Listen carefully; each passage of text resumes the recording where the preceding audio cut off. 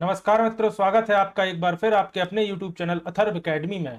दोस्तों, आज हम लेकर आए हैं मध्य प्रदेश पुलिस कांस्टेबल के लिए एमपीजीके के कुछ बहुत ही महत्वपूर्ण प्रश्न जो कि आपकी आगामी परीक्षा की दृष्टि से काफी महत्वपूर्ण है। तो वीडियो को पूरा जरूर देखिएगा। पहला प्रश्न है, बघेलखंड मध्य प्रदेश के किस भाग में स्थित है? तो दोस्तों याद रखिएगा, बघेलखंड मध्य प्रदेश के उत्तर पूर्वी भाग में स्थित है। अगला प्रश्न है, मध्य प्रदेश से होकर गुजरने वाली महत्वपूर्ण अक्षांश रेखा कौन सी है?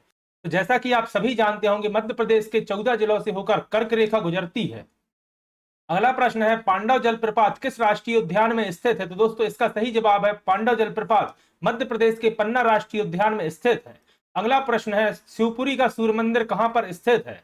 तो दोस्तों याद रखिएगा, यह शिवपुरी के पास सेसई नामक स्थान पर स्थित है। अगला प्रश्न है, मध्य प्रदेश के किस जिले में सानोधा का किला स्थित है? तो दोस्तों मध्य प्रदेश में सागर जिले में सानोधा का किला स्थित है। अगला प्रश्न है, बड़वानी जिले में स्थित मुख्य किले का नाम बताइए। तो दोस्तों बड़वानी जिले में स्थित मुख्य किले का नाम है सेंधवा का किला। अगला प्रश्न है, भिंड जिले में पृथ्वीराज चौहान के द्वारा निर्मित मंदिर का नाम क्या है? तो दोस्तों भिंड जिले में पृथ्वीराज चौहान ने बनखंडेश्वर मंदिर का निर्माण कराया था। और याद रखिएगा, बनखंडेश्वर मंदिर भगवान शिव को समर्पित एक मंदिर है। अगला प्रश्न है, मध्य प्रदेश में लेदर कॉम्प्लेक्स किस जिले में स्थापित किया गया है? तो दोस्तों याद रखिएगा, मध्य प्रदेश में देवास जिले में लेदर कॉम्प्लेक्स स्थित है। अगला प्रश्न है, मध्य प्रदेश में क्षिप्रा नदी के तट पर कौन सा प्राचीन भारतीय शहर पाया जाता है? तो आप सभी जानते हैं, क्षिप्रा नदी के तट पर मध्य प्रदेश में उज्जैन शहर स्थित है। क्षिप्रा नदी के तट पर ही प्रत्येक 12 वर्षों में सिंहस्थ कुंभ मेले का आयोजन किया जाता है। अगला प्रश्न है, घाटीगांव वन्यजीव अभ्यारण्य मध्य प्रदेश के किस जिले में पाया जाता है? तो याद रखिएगा, घाटीगांव वन्यजीव अभ्यारण्य ग्वालियर जिले में स्थित है। अगला प्रश्न है, कोलबेड मीथेन किस जिले में पाया गया है? तो दोस्तों याद रखिएगा, कोलबेड मीथेन शहडोल जिले में पाया गया है। अगला प्रश्न है, श्योपुर बड़ौदा रोड पर श्योपुर में 18वीं शताब्दी की हवेली कहां स्थित है? तो दोस्तों यह श्योपुर के पास नया गांव में स्थित है। अगला प्रश्न है, रीवा में गुफा लेखन कहां पाया जाता है? तो दोस्तों रीवा के समीप केपटी नामक स्थान पर गुफा लेखन पाया जाता है।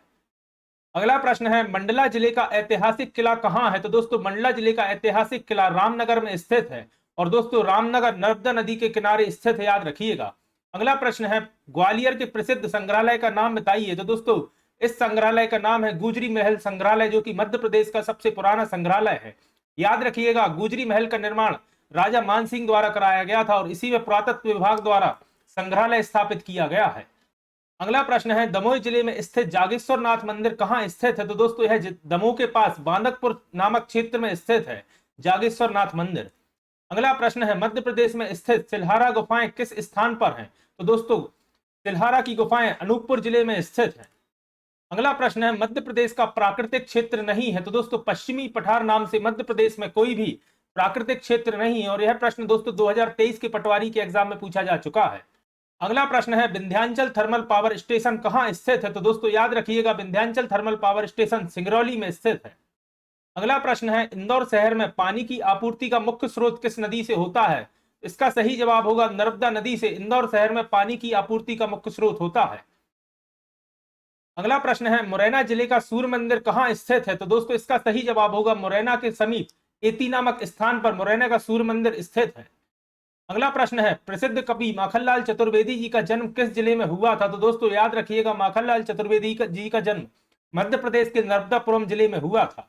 अगला प्रश्न है, देवास में प्रसिद्ध वन्यजीव अभ्यारण्य कौन सा है? तो दोस्तों हेवनी वन्यजीव अभ्यारण्य देवास में स्थित है। अगला प्रश्न है, बड़वानी के उत्तर की ओर स्थित जिले का नाम बताइए। तो दोस्तों याद रखिएगा, बड़वानी के उत्तर की ओर धार जिला स्थित है। अगला प्रश्न है, मध्य प्रदेश में कौन सी नदी नर्मदा के समानांतर बहती है? तो दोस्तों ताप्ती नदी, जिसका उद्गम बैतूल के पास मुल्ताई नामक क्षेत्र से होता है और नर्मदा नदी के समानांतर बहती हुई खंबात की खाड़ी में जाकर मिलती है। अगला प्रश्न है, कंचन घाट किस नदी पर स्थित है? तो दोस्तों याद रखिएगा, कंचन घाट बेतवा नदी पर स्थित है।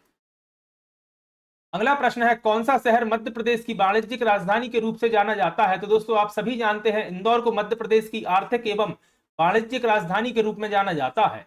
अगला प्रश्न है, जीवाश्म राष्ट्रीय उद्यान किस राज्य में स्थित है? तो दोस्तों इसका सही जवाब होगा मध्य प्रदेश, और मध्य प्रदेश के डिंडोरी जिले में स्थित है, याद रखिएगा, जीवाश्म राष्ट्रीय उद्यान। अगला प्रश्न है, उमरिया मंदिरों में नक्काशियां किसके समान है? तो याद रखिएगा, उमरिया मंदिरों में नक्काशियां खजुराहो के मंदिरों के समान है। और खजुराहो मंदिरों का निर्माण याद रखिएगा, तोमर वंश के राजाओं द्वारा कराया गया था। अगला प्रश्न है, आदि गांव का किला कहाँ स्थित है? तो दोस्तों याद रखिएगा, आदि गांव का किला सिवनी में स्थित है। सिवनी को मध्य प्रदेश का लखनऊ कहा जाता है। तो यह प्रश्न भी पूछा जाता है कि मध्य प्रदेश के लखनऊ के नाम से किसे जाना जाता है? तो याद रखिएगा, सिवनी जिले को। अगला प्रश्न है, मध्य प्रदेश में पांडव गुफाएं कहाँ स्थित है? तो दोस्तों मध्य प्रदेश के एकमात्र हिल स्टेशन पर पांडव गुफाएं स्थित है। अगला प्रश्न है, वन विहार को राष्ट्रीय उद्यान कब घोषित किया गया था? तो दोस्तों वर्ष 1983 में वन विहार को राष्ट्रीय उद्यान का दर्जा दिया गया था। वन विहार दोस्तों मध्य प्रदेश की राजधानी भोपाल में स्थित है, याद रखिएगा। अगला प्रश्न है, भिंड का अटेर किला किस नदी के किनारे स्थित है? तो याद रखिएगा, भिंड का अटेर किला चंबल नदी के किनारे स्थित है। अगला प्रश्न है, मध्य प्रदेश एवं उत्तर प्रदेश के बीच एक सीमा बनाने वाली नदी कौन सी है? तो दोस्तों इस नदी का नाम है जामनी नदी, जो मध्य प्रदेश एवं उत्तर प्रदेश के बीच एक सीमा निर्धारित करती है। अगला प्रश्न है, मध्य प्रदेश का कौन सा रेलवे स्टेशन पहला आईएसओ प्रमाणित रेलवे स्टेशन है? तो दोस्तों भोपाल स्थित हबीबगंज रेलवे स्टेशन, जिसका नया नाम रानी कमलापति रेलवे स्टेशन कर दिया गया है, यह मध्य प्रदेश का पहला ऐसा स्टेशन है जिसे आईएसओ प्रमाणित किया गया है। अगला प्रश्न है, मेहरानगढ़ किला कहाँ स्थित है? तो दोस्तों याद रखिएगा, मेहरानगढ़ किला जोधपुर राजस्थान में स्थित है।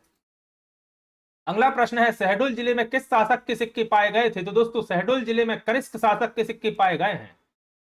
अगला प्रश्न है, कौन सा प्रसिद्ध तीर्थ केंद्र नर्मदा नदी के तट पर स्थित है? तो याद रखिएगा, मध्य प्रदेश में मौजूद 2 ज्योतिर्लिंग में से एक ओमकालेश्वर ज्योतिर्लिंग नर्मदा नदी के तट पर स्थित है एवं महाकालेश्वर ज्योतिर्लिंग क्षिप्रा नदी के तट पर स्थित है। साथ ही याद रखिएगा, ओमकालेश्वर ज्योतिर्लिंग मानधाता टापू पर खंडवा जिले में स्थित है। अगला प्रश्न है, किस राष्ट्रीय उद्यान में प्राकृतिक रूप से समृद्ध यात्रा गंतव्य जिसका नाम है मड़ई स्थित है? तो याद रखिएगा, मड़ई एक यात्रा गंतव्य है या जिसे वाइल्ड लाइफ सेंचुरी का कोर एरिया कहा जाता है, यह सतपुड़ा राष्ट्रीय उद्यान में स्थित है। अगला प्रश्न है, देवगढ़ किला किसने बनवाया था? तो दोस्तों गोंड राजा जाटव शाह प्रथम ने देवगढ़ का किला बनवाया था। अगला प्रश्न है, मध्य प्रदेश में हीरो का खनन कहाँ होता है? तो दोस्तों पन्ना में भारत में एकमात्र ऐसी हीरे की खदान है जहां हीरो का खनन किया जाता है, और इस खदान का नाम याद रखिएगा दोस्तों, मझगवा खदान।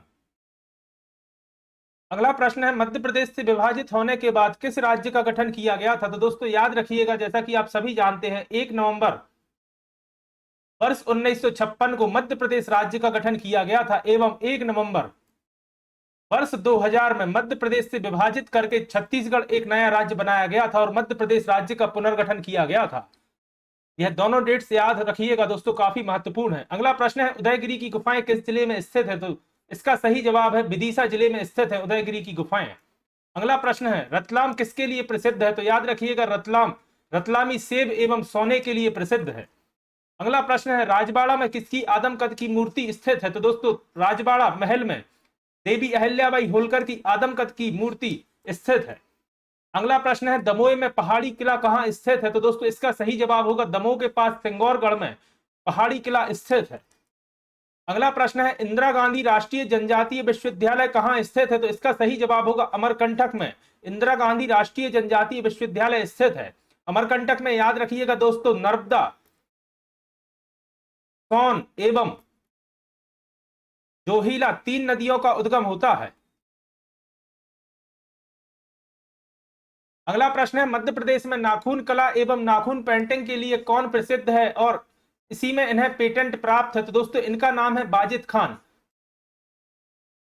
अगला प्रश्न है, सरदार सरोवर बांध किस नदी पर स्थित है? तो दोस्तों आप सभी जानते हैं, सरदार सरोवर बांध नर्मदा नदी पर स्थित नर्मदा नदी घाटी का सबसे बड़ा बांध है और यह गुजरात राज्य के नर्मदा जिले में स्थित है।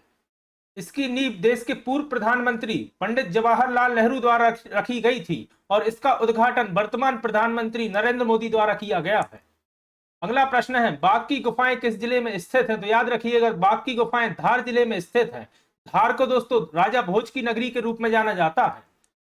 तो दोस्तों ये थी हमारी मध्य प्रदेश पुलिस कांस्टेबल के लिए एमपीजी की 1 लाइनर टाइप प्रश्नों की पहली क्लास। आशा करता हूं आज की क्लास आपको पसंद आई होगी। इसके अलावा अथर्व एकेडमी चैनल पर एमपी पुलिस कांस्टेबल के लिए डेली प्रैक्टिस सेशन की क्लास एवं मध्य प्रदेश सामान्य ज्ञान की क्लास कंटिन्यू चालू है, तो आप एक बार उन प्लेलिस्ट में जाकर भी उन्हें जरूर देखिएगा, जो कि आपकी आगामी परीक्षा की दृष्टि से काफी महत्वपूर्ण है। और इसके अलावा डेली बूस्टर की क्लासेस भी चैनल पर कंटिन्यू चालू हैं, जिसमें मैंने मध्य प्रदेश सामान्य ज्ञान, साइंस एवं करंट अफेयर के कुछ बहुत ही महत्वपूर्ण प्रश्नों को डिस्कस किया है, तो वह भी आपकी परीक्षा की दृष्टि से काफी महत्वपूर्ण है। अगर आज की क्लास आपको पसंद आई है तो वीडियो को लाइक करें, कमेंट करें, और अगर आपने अभी तक अथर्व एकेडमी चैनल को सब्सक्राइब नहीं किया तो चैनल को सब्सक्राइब करें और ज्यादा से ज्यादा लोगों तक शेयर करें। जल्द ही फिर मिलता हूं अपनी अगली क्लास के साथ। धन्यवाद दोस्तों।